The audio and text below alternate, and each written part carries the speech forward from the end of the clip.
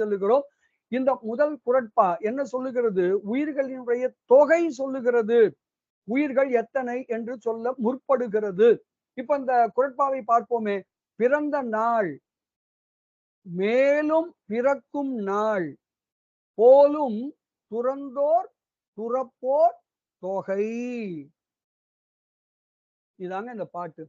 இதை எப்படி படிச்சா நமக்கு புரியும்னா, துறந்தோர் தொகை பிறந்த நாள் போலும், துறப்போர் தொகை பிறந்த நாள் மேலும் பிறக்கும் நாள் போலும். இப்படி நீங்க படிச்சீங்கன்னா நமக்கு புரிஞ்சிடும். இப்ப இந்த பாட்டு என்ன சொல்லுது? பிறந்த நாள் அப்படின்னா என்ன அர்த்தம்னா, இந்த ஜென்மத்துல நான் பிறந்தேன் பாருங்க, அந்த நாள் கிடையாது.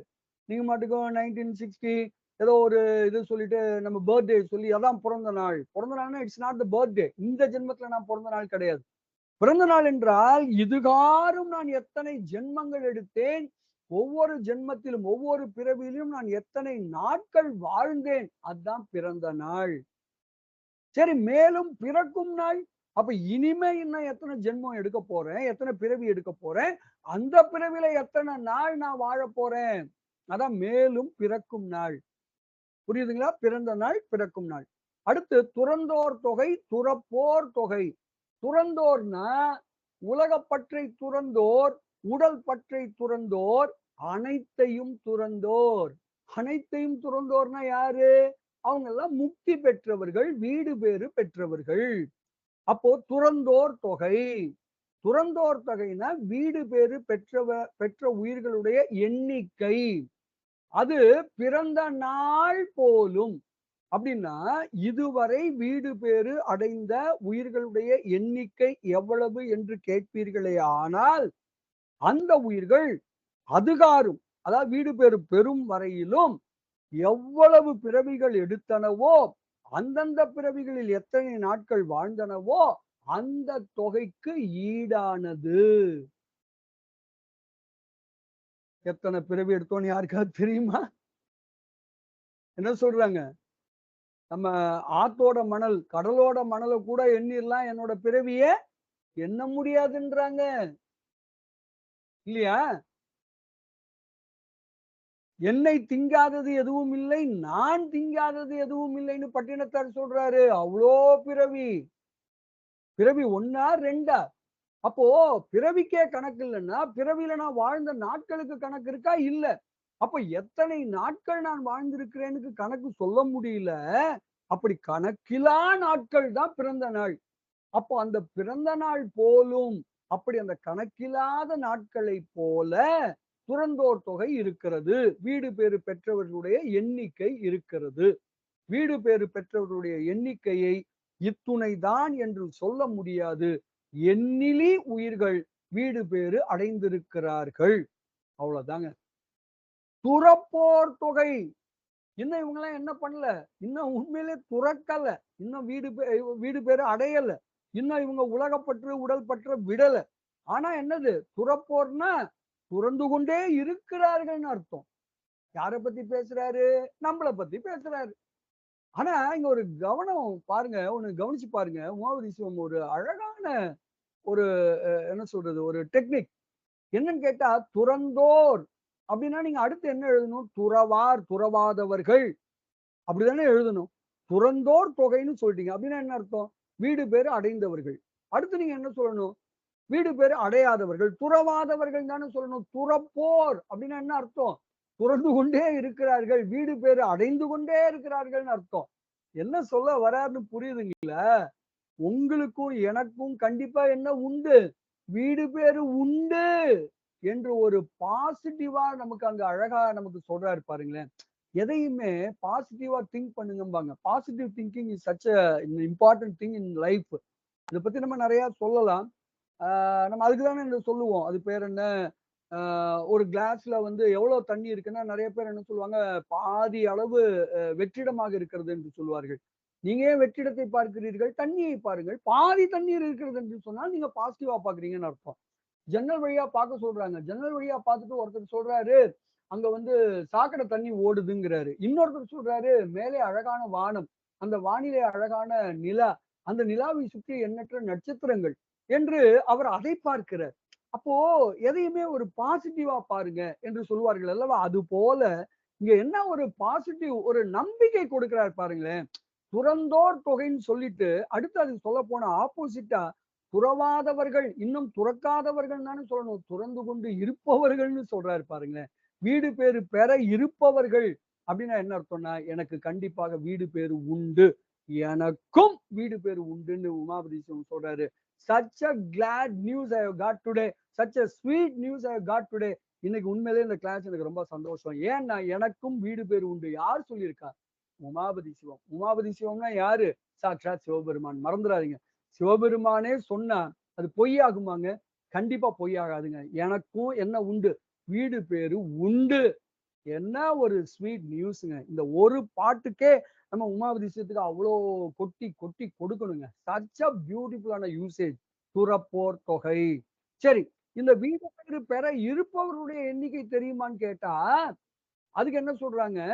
இதுவரைக்கும் அவங்க பிறந்தது, கூட்டல் இனி அவங்க பொறக்க போறது, இவ்வளவு நாட்களையும் கூட்டினா அது எத்தனையோ, அத்தனை உயிர்கள் வீடு பேறு பெற இருக்கின்றார்கள் என்று ஒரு கணக்கு சொல்றாரு.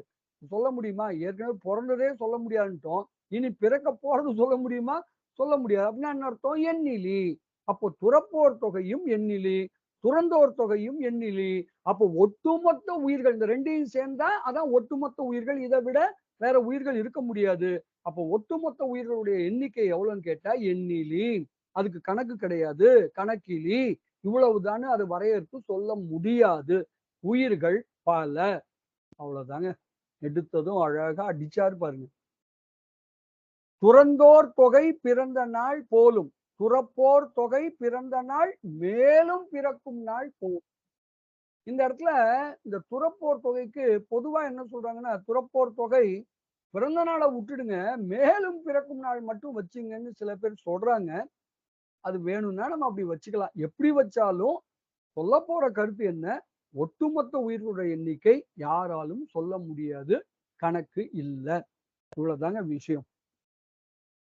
ஏங்க உயிர்கள பத்தி பேசும்போது எடுத்ததுமே உயிர்கள் பல, உயிர்கள் எண்ணிலி, உயிர்கள் எவ்வளவுன்னு கணக்கு சொல்ல முடியாதுன்னு ஏங்க இங்க இருந்து கதைய ஆரம்பிக்கிறீங்க? உயிரவை நிலைன்னா உயிரோட இயல்பு தானங்க பேசணும்.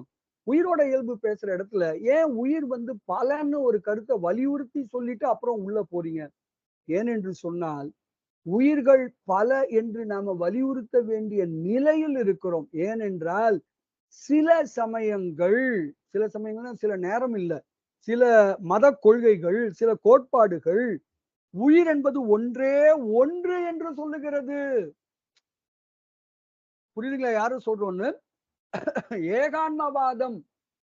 ஏகான்மவாதத்தை அருளியவர் யாருன்னு கேட்டா நமக்கு தெரியும். ஆதிசங்கரர். அவங்களோட கொள்கை என்னன்னா ஏகான்மவாதம். அப்படின்னா என்னன்னா ஏக்கு கூட்டல் ஆன்மா வாதம். வாதம்னா கொள்கை. ஏக்கு ஆன்மா. ஆன்மா என்பது ஒன்றே ஒன்று. பரமாத்மா மட்டும்தான் உண்மையிலேயே இருக்கு. அந்த ஒரு பரமாத்மா தான் இத்தனை ஜீவாத்மாவாக தோன்றுகிறது. பாரதி சொன்னான்ல, இது ஒரு காட்சி பிழையோன்னு பாடினான்ல. அப்போ என்ன சொல்றாங்க? இது ஒரு காட்சி பிழை. உண்மையில் இத்தனை ஜீவாத்மாக்கள் இல்லை. இருப்பது ஒன்றே ஒன்று. கடவுள் மட்டுமே இருக்கிறார். பரமாத்மா மட்டுமே இருக்கிறது. அந்த ஒரு பரமாத்மா தான் இத்தனை ஜீவாத்மாக்களாக தோன்றுகிறது. It only appears to be. In reality they don't exist. இதுதான் ஏகான்மவாதம். கவனிங்க. அப்போ ஒரே ஒரு ஆன்மா, ஒரே ஒரு உயிர். இது இப்படி ஒரு கொள்கையை சொல்லுகின்ற மதம் நம் நாட்டில் இருக்கிறது. அவர்களுக்காக அதுல போய் மாட்டிக்காதீங்க. அவர்கள் தவறாக சொல்லுகிறார்கள். உண்மையை உணர்ந்து கொள்ளுங்கள். உயிர்கள் பல. இதுதான் நாம சொல்ல வர்ற கருத்து. இதுதான் நாம சொல்ல வர்ற கருத்து. இதெல்லாம் ரொம்ப இன்ட்ரஸ்டிங்கான டிஸ்கஷன்ஸ்லாம் அந்த காலத்துல நடந்திருக்கு. அது எப்படி ஒரே உயிர் பல உயிரா தோன்ற முடியும்? இதெல்லாம் நம்ம கேள்வி கேட்கிறோம். அதுக்கெல்லாம் அவங்க நெறைய விளக்கம் குடுக்குறாங்க. இப்போ நெறைய அந்த காலத்துல பார்த்தீங்கன்னா, நிறைய குடத்துல தண்ணி புடிச்சு வச்சிருப்பாங்க தெரியுமா? ஏன்னா அந்த காலத்துல பைப்பு கிடையாது. அந்த காலத்துல காலையிலேயே போய் என்ன பண்ணுவாங்க, பெண்கள் போயி அங்க கிராமத்துல இருக்கிற அந்த கிணத்துல தண்ணி எடுத்துட்டு வருவாங்க.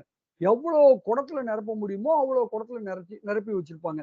பெரும்பாலும் பார்த்தீங்கன்னா, இது தோட்டத்துல தான் வச்சிருப்பாங்க. வீட்டுக்குள்ள கூட அவ்வளோ குடத்தையும் கொண்டு வந்து வைக்க மாட்டாங்க. அப்போ தோட்டத்துக்குள்ள வச்சிருக்கிறீங்கல்ல, பொதுவா அதுக்கு மூடி உண்டு. ஒருவேளை மூடி இல்லன்னு வச்சுங்களேன், ஒரு 10 குடம் இருக்கு. 10 குடத்துல நீங்க தண்ணி வச்சிருக்கிறீங்கன்னா, இப்ப நீங்க அந்த 10 குடத்துலயும் பாருங்க, 10 சூரியன் தெரியும். 10 சூரியன் தெரியும். இப்போ அந்த குடத்த பார்த்துட்டு 10 சூரியன் இருக்குன்னு ஒரு குழந்தை சொன்னால், நாம அத பார்த்து சிரிப்போமா? சிரிக்க மாட்டோமா? குழந்தை சொல்லுகிற 10 சூரியன் என்பது வெறும் தோற்றமே. அவைகள் தோற்ற பிழை, காட்சி பிழை. அது உண்மையான காட்சி அல்ல. உண்மையில் இருப்பது ஒரே ஒரு சூரியன் தான். அந்த ஒரு சூரியன் இங்கே 10 சூரியன் இருப்பது போல தோன்றுகிறது. இதுதான் அவங்க அதுக்கு குடுக்கிற விளக்கம். இப்ப இதுக்கு நம்ம பல்வேறு ஆர்குமென்ட்ஸ் நாம வைக்கிறோம். இதெல்லாம் ஒரு பக்கம். இதெல்லாம் நம்ம வந்து இதுக்கு தான் நம்ம என்ன சொல்றோம்னா, நம்ம சைவ சித்தாந்தத்த படிக்கிறதுக்கு முன்னாடி, பரசமயம் என்ன சொல்லுதுன்னு தெரிஞ்சுக்கிட்டு நாம வரணும். அப்படி வந்தா தான், அ நமக்கு வந்து சைவத்தோட அருமை புரியும். அதனால தான் அந்த காலத்துல என்ன பண்ணாங்கன்னா, முதல்ல சிவஞான சித்தியாரோட பரபக்கம் இருக்கு பாருங்க, அதத்தான் முதல்ல டீச் பண்ணுவாங்க. அத கத்துக் குடுத்துட்டு, மற்ற சமயங்கள் எல்லாம் இந்த ஆன்மாவை பற்றி, கடவுளை பற்றி, இதெல்லாம் பத்தி என்னென்ன சொல்லுதுன்னு நம்ம தெரிஞ்சுக்கிட்டு, அப்புறம் சுபக்கம் படிக்கும்போது தான், நம்முடைய சமயத்தினுடைய அருமை புரியும். அத கொஞ்சம் சொல்றதுக்காகத்தான் இவ்வளவு முயற்சி பண்ணோம். அதனால இந்த முதல் திருக்குறள் ஏன் இப்படி அமைகிறதுங்கிற காரணத்தை விளங்கிக் கொள்ளுங்கள். இங்கே உயிர் ஒன்றே ஒன்று என்று சொல்லுகிற சமயங்களும், மதங்களும், கோட்பாடுகளும் இருக்கின்றன. அந்த கொள்கை தவறான கொள்கை. உயிர்கள் பல என்று முதலிலேயே வரையறை செய்ய வேண்டி இருப்பதால், இந்த அதிகாரத்தில் முதல் குறளை இப்படி உமாபதி சிவம் அமைத்திருக்கிறார். சரியா? சரி. இப்போ இத பத்தி இன்னும் கொஞ்சம் கொஞ்சம் நம்ம பார்த்துக்கலாம். எப்படி இதை கொண்டு கூட்ட வேண்டும்? துறந்தோர் தொகை பிறந்த நாள் போலும். துறப்போர் தொகை பிறந்த நாள் மேலும் பிறக்கும் நாள் போலும். பிறந்த நாள்னா என்ன? இதுவரை பிறந்த பிறப்புகள், அந்த பிறவிகளில் வாழ்ந்த நாட்கள். பிறக்கும் நாள்னா என்ன? இனி பிறக்கப் போகும் பிறவிகள், அவற்றில் வாழப்போகும் நாட்கள். இதத்தான் நம்ம ஏற்கனவே சொன்ன அருணகிரிநாதர் என்ன சொன்னாரு? "எழுகடல் மணலை அளவிடில் அதிகம் எனது இடர் பிறவி." என்னோட பிறவி 7 கடல் மணல் எவ்வளோன்னு நீங்க எண்ணுனீங்கன்னா, அத விட என்னோட பிறவி அதிகம்னு அருணகிரிநாதர் சொன்னாரு. அதே போலதான் உமாபதி சிவம் போற்றி பகருடையில குன்றாத பல்லுயிர்ன்னு சொன்னாரு. அவ்வளவு உயிர்கள் இருக்கின்றன அப்படின்னு நம்ம போற்றி பகருடையில அதை பற்றி பேசியிருக்கிறார்கள். இந்த குறள் எதை போல இருக்கிறது என்று கேட்டால், திருக்குறள் வள்ளுவர் எழுதினார்ல, அதுல திருவள்ளுவர் எழுதிய திருக்குறள்ல 22வது குறள் என்ன சொல்லுதுன்னு பாருங்களேன். துறந்தார் பெருமை துணை கூறின் வையத்து இறந்தாரை எண்ணிக் கொண்டற்று. இது நீத்தார் பெருமைன்னு 3வது அதிகாரத்துல வரக்கூடிய இது குறள். இந்த குறள் என்ன சொல்லுது? துறந்தார் பெருமை